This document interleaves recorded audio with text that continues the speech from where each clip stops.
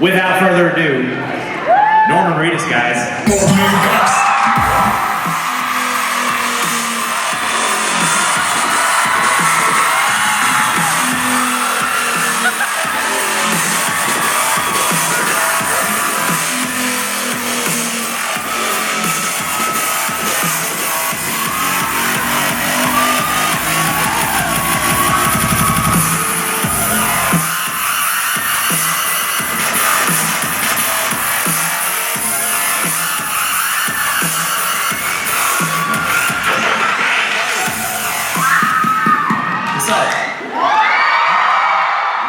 Reality show. It's not a reality show. Yeah, it's not really a reality show. It's more of a travel documentary type show. I mean, I think when people think reality show, they think like they want it to not be scripted, but they kind of think that it's scripted. This is totally unscripted. And it's kind of like Anthony Bourdain does with food, we do with motorcycles. So we're gonna travel around and meet people and talk bikes, and it'll be cool. It's all filmed, huh? It's all what? You already filmed the whole thing? No, we shot sort of a pilot test run where we went to through Blue Ridge Parkway and around this area, and yeah, it was dope. The Dragon's Tail, which is terrifying, by the way.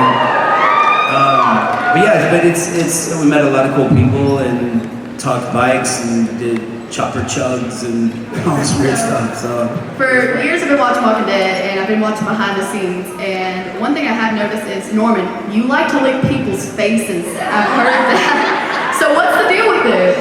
You know, I just kind of started doing it to one of our producers on set all the time, and then she kept asking me not to, so I kept doing more, and then I went around London. And I was taking selfies, licking monuments and people on the street and Charlie Chaplin's and mimes and all this stuff. And then it kind of became a thing. So now, dads walk up and they're like, "Hi, here's my daughter, lick my daughter."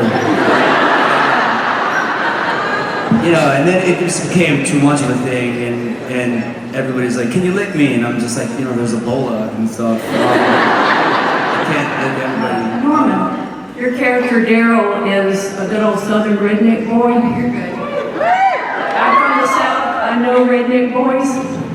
My question is, being raised in the same household, the same family that Merle was raised in, and as we know, Merle was like one of the most racist, sexist, homophobic characters on the show.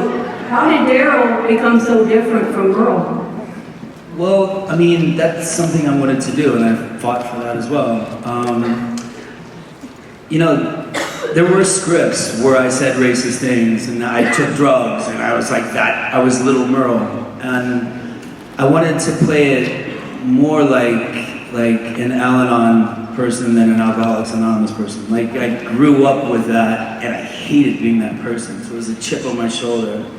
So.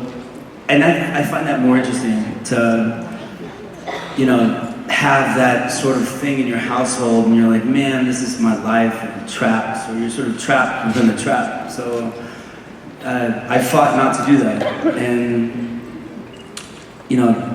I fought as if I was embarrassed of that. And so when Merle leaves the show, it's an opportunity for growth, and now I'm forced to be a new person, but I'm also free to become a new person. And I'd always thought that was more interesting, than just being another Merle. So I asked that they change that, and they were gracious enough to change that and hear me out.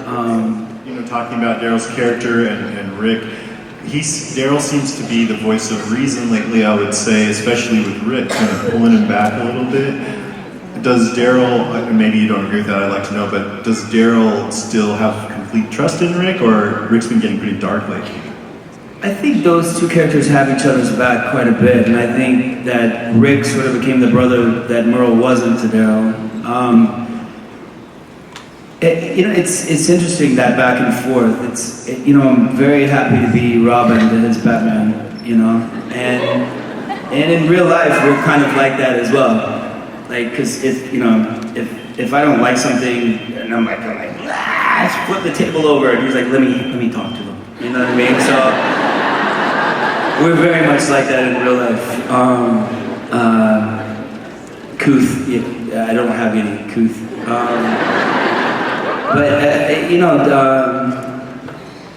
Even that actor, like Andy's one of my best friends now, and that dude's first one on set in the morning, he's the last one to leave.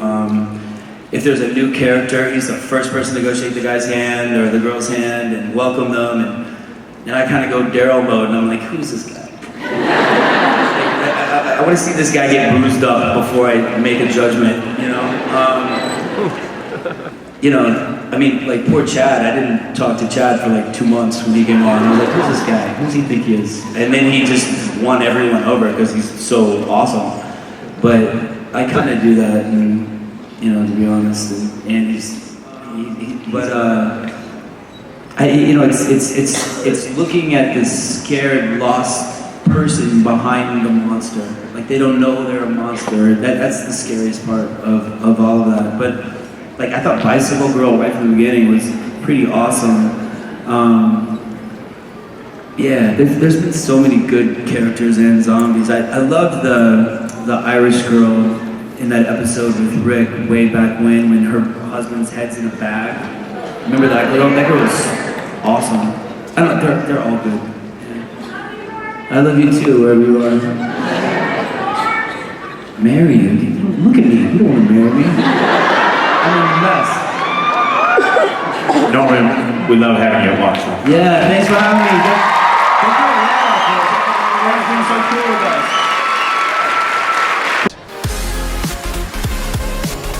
Do you think Glenn is dead?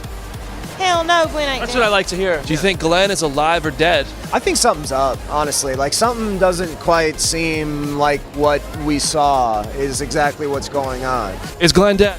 No! No. You guys think Glenn is dead? No. Is Glenn dead? No. No! You guys think Glenn is dead? No, he is not dead. He's alive. Glenn's alive. Do you think Glenn is dead? I always, I'm